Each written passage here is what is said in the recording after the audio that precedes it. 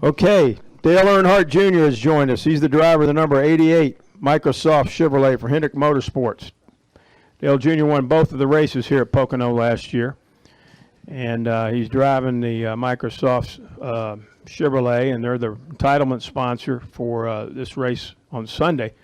Dale, just talk about that, being able to have Microsoft on the car. It's a great partner, and just maybe a little bit about how practice has gone for you. Yeah, the Microsoft deal is a real awesome sponsor for HMS, and they're really excited about the potential to work with them, and as far as improving on our sim programs and trying to find a way to incorporate the technology and experience they have into what we're doing to help our performance. And it's a great place for it's a great platform for Microsoft to promote its new Windows 10 software. So it's I think it works really well, and hopefully we'll see the benefits of this technology and things we can learn and improve on within the company. Hopefully we'll see the benefits on the racetrack soon. So I'm really excited about it. I've playing video games and racing online and doing all those things for years. I've been through several Windows platforms and software updates, and I've always enjoyed iRacing and all that stuff through Windows. So it's something I'm pretty comfortable with, and definitely a big fan of Xbox and playing our Madden League. So it's a good partnership. Our car came off the trailer today with some issues, and we worked to try to figure that out. We were in race trim when we showed up, and we worked on race trim for about 2 or 3 runs, and really struggled trying to get the car where it needs to be. We've been real competitive ever since they repaved this track. I don't think we've came here and not been quick. So I was a little frustrated with this morning with how we showed up, but we think we learned what we were missing for race trim, but we needed to switch over to qualifying to get some opportunities to make some qualifying runs because time was running short. And we felt like that what we did to the car for qualifying is what's going to help our race trim stuff, and the balance of the car came back in our mock runs for qualifying, so that made me feel pretty good, made me feel a little bit better. So they did a great job repairing or improving the bumps and the issues they had over in the tunnel, and especially on the apron when you're out there making qualifying runs in practice, and we're over the temps that we want to see crossing the finish line, so you got to shut the motor off. And that means we need the apron to get around the racetrack. You don't want to be in anybody's way going through the tunnel, so we need to use that apron, and it was unusable until they fixed it. So I appreciate that. Brandon and those guys do an awesome job, always trying to not only give the fans what they want, but make this as good experience as they can for the drivers too. They've always been real good at listening to everybody, and so I got to give those guys a pat on the back because the rest of the racetrack is in such great shape, and it was unfortunate whatever happened, whether it was a bad winter or whatever happened over in the tunnel, but they sorted it out. So we'll see what we have tomorrow. I'm anxious, real anxious to get ourselves back into race trim for those practices tomorrow and see how we can sort our stuff out and see where we really are. I think that we've always ran good here. Shouldn't be any issues. Showed up with some issues. We're anxious to get to work on the car and see where we can figure out where we're going to be and be competitive. Qualifying was a struggle here last time. Very frustrating. Ended up 19th or 20th or somewhere. So hoping that we can improve on that today. There's some guys out there with some real speed.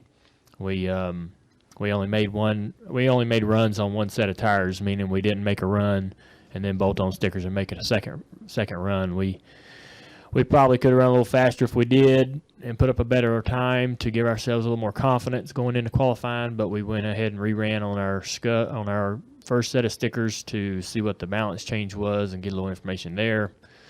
And so I feel like if we can get in the top 10, I'll be thrilled. I know we really should be qualifying up in the top 3 with all the resources we got and all the talent we got in this team. But the way things have been going, if we can get ourselves in the top 10, I'll be pretty satisfied with that. We can build on that. Claire, take a question from Claire, and then we'll go to Rick, and then Jeff. Claire B. Lang, Sirius XM NASCAR Radio. You guys had a little frustration last week, and I think it was a jack and 2 guns broke on pit road. And I was talking to Greg Ives, some people heard on the radio, and you had said something like, I don't need to hear that from you right now. People thought that initially you were talking to Greg, but Greg thought you were talking to the secondary spotter or something. You didn't need all the information. Yeah. How have you guys handled the frustrating part of it, knowing that that goes with the territory as well, you and Greg, when situations like that happen? Yeah, we had a guy spotting the TJ, the best spotter in the business, needed a guy to help him last week. So he's on that Pagoda and can't be running laps around that thing, spotting the whole racetrack. So we got a guy that helps us at that track on the back straightaway, and it's usually somebody we never worked with before and doesn't know what we do. And he was clearing me down the back straightaway and talked as I was off the gas going down in the corner through turn 3, and I just rather nobody really be talking if I'm turning the wheel. So I was just telling the guy that that's a little more information than I need going into turn 3. We did have a frustrating race. Anytime you don't realize your potential, you're going to be upset. And if we should run, in the top 3 and we run 8th, I'm not very happy about that. So we had a pretty good car. I don't really know how good a car it was, but I think we were good enough to run in the top 5.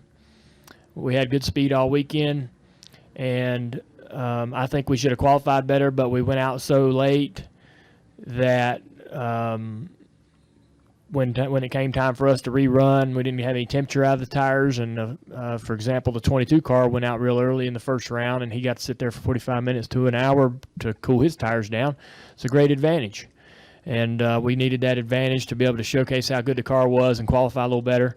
We had some issues on pit road that were out of our control, and those will get resolved. Nobody in the company wants to have that happen, and they'll work on that really hard to fix any issues we have there. So there's no concern for me. This doesn't happen overnight either. You don't fix issues on pit road overnight. A lot of this stuff is, a lot of this stuff takes time, and we don't go into we don't learn all these learn about all these problems in Indy and then have them tuned out for Pocono. This might be something that we have to focus on for a couple weeks before we shore it up. But I know that I know that the company's aware of it and is aimed to fix it. So that was kind of frustrating, but we did learn some things about that package that might help us at Michigan. We were so far back in track position that we were able to make some pretty crazy swings on the setup and do some wild stuff that we wouldn't have been able to do for fear of losing track position if we were in running the top 10. So we found some things that helped us, that can help us at Michigan, but we'll see. It was it's a frustrating weekend. Greg doesn't let that stuff really get to him, so I don't expect that to be anything that lingers on. We all talk about it. We had a meeting Tuesday, and this is something that we do often, especially when there's some concerns about our performance. We had a meeting Tuesday where everybody in the road crew, all the guys that are here today, are in that meeting together, and we all lay everything on the table. Anybody got a problem? Anybody see where we can do better, do different, improve? So there's a lot of communication. We just didn't go home pissed off and then just show up to Pocono hoping everything was fine.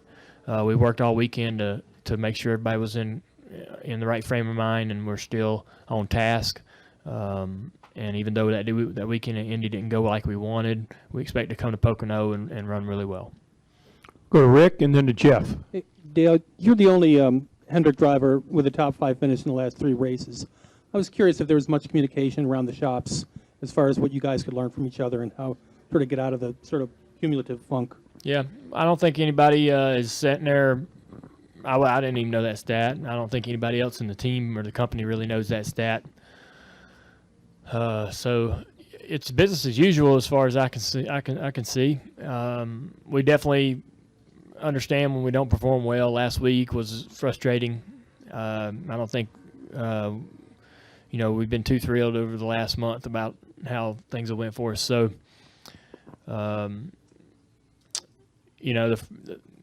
from Rick on down, you get the impression that things need to be better and everybody needs to work harder. So we have meetings every Tuesday.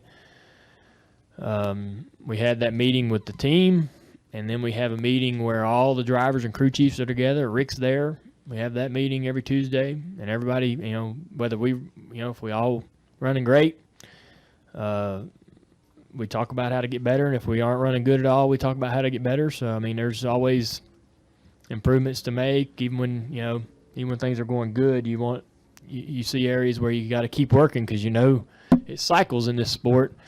It seems like the Gibbs guys have found some things, found some speed. They were struggling last year, maybe at the start of the season, but they look really, really good now. They worked hard to get there. We got to continue to work hard. I know that this team and the company knows this, and they will. So we're struggling at the moment due to circumstances and things, a lot of things out of our control, but also as a company, we always want to. We feel like we should show up with the resource we have, be the best team here every week. And if we're second, that's not good enough. If we're 20th, that's not good enough. We're going to work hard. We'll go to Jeff, Chris, and we'll end with this young lady to the right. Jeff Gluck from USA Today. You touched on it a little bit, but I guess from an outside perspective, it's kind of tough to tell whether a lot of your issues have to do with you guys stumbling, like having really good cars and just not having the finishes, or like if you guys don't have the speed you had early in the year with the Gibbs guys. How would you evaluate your overall program as far as where you would need to be once the chase starts and be in championship form? Yeah, I think you got to be honest with yourself. The Gibbs guys have found more speed. They look like over the last couple of weeks to be a lot stronger, and that we're not on top of the mountain anymore, by ourselves at least. So they found some speed, and they're going. We need to combat that with speed of our own, and I think that I feel I've seen it before where we get some competition, or somebody gets a leg up on us, and our guys go to work and find out where that's at, where that speed is, and where that improvement comes from. And they do a lot of hard work to find it either in the engines or the bodies or what have you. But yeah, we had a bit of an advantage last year, particularly on the engines, and it looks like that a lot of things have changed. But a lot of guys, we could say it's partly because of the rules, but you got to give some of these manufacturers credit. I think they actually just have gotten better, building better motors, and that's just one piece of it. You got all kinds of components and a million moving parts on that car that need to be, that can be somehow better, lighter, faster, and then some that improve performance. And you just got to keep working and keep finding that advantage. It's a never-ending pursuit to build the fastest race car week in and week out, and it looks like right now it's a mad scramble to get ready for the chase. And we seem to, I'd love to be sitting here, 3/10 faster than everybody and fighting only my teammates for the win, but we need to work a little harder to get a little more and be ready for the chase to be able to get out there and compete. Definitely looks like our competition has improved, and so I think we can be honest with ourselves. We definitely aren't where we want to be, but I know I've seen it before. These guys, these guys are working on it every single day, trying to find that that speed and make that difference back up and put ourselves back toward the to having the advantage on the straightaways and in the corners. So I'm not too worried about it because we got the best resources, we got the best boss man, and he doesn't quit and he doesn't settle for second, and he's in there pushing everybody every day. Go to Chris, and we'll finish with the young lady over to the right. ChrisKnightCatchfence.com. Dale, Kevin Harvick's running the truck this weekend. He's often been credited for helping the Xfinity program. What are you thinking he can help do with the truck program tomorrow? He's pretty sharp. He can really pinpoint with real good accuracy where the weaknesses are in a program,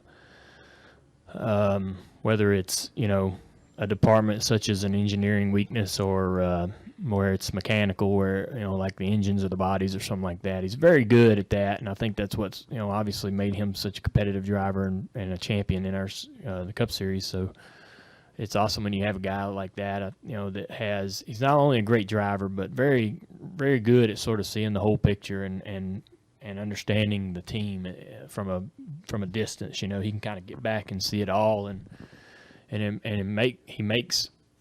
can make things better, in a short period of time if you trust his opinion.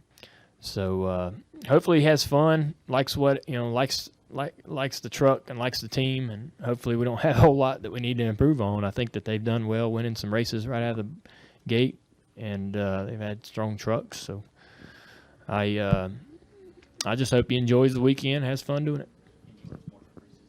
Who? Can he? Yeah, he can run as many as he wants. I mean, we don't want to open up another team or anything, and we, again, I've said it before, our main focus is to prepare Cole and get him ready, but we definitely like racing, like being out on the track, and if he can get more opportunities in the truck, it's just going to help that program.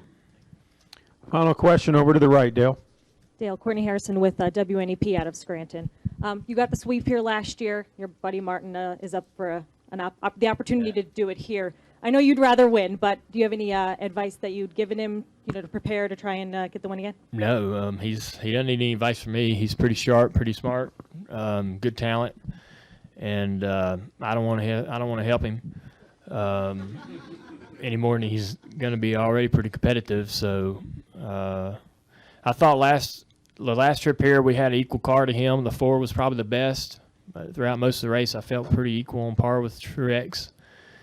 Again, I'm anxious to get in our race trim tomorrow and work on our car. But yeah, I wish Martin all the success in the world because he deserves it. He's a great guy, real asset to the series, and one of the good guys. So you like to see those kind of people enjoy themselves and have success. But we sure would like to get back on track and win some races ourselves. Yep. Dale, thank you very much. Good luck Thanks, guys. driving the number 88 Microsoft Chevrolet. Thank you. Have a good weekend. Thank you.